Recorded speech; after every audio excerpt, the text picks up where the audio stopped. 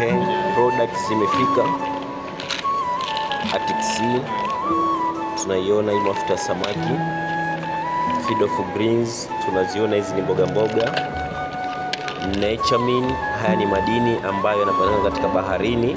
Matumbwawe tunapata mwani, tunapata komi, wale, kwa sababu hizi sio dawa, ni virutubisho. Na unaona kabisa multimaka ni mimea hii ambayo inasaidia katika masuala zima ya mifumo ya uzazi. Tuna aloe vera jelly tube, hii ni lotion kwenye masuala ya ngozi.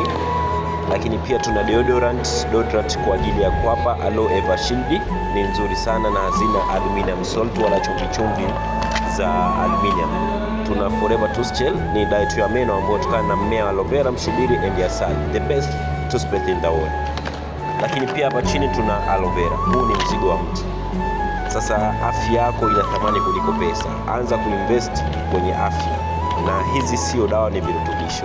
So leo hapa nampatia mtu mzigo wake na then kupata matumizi na kila kitu namna gani ya kuweza kufanya. So kama mko wakula na wewe una muda wote wa kuweza kupiga simu na kuweza kutumia virutubisho kwa ajili ya afya, ndio investment imebakia sasa hivi kwenye afya yako.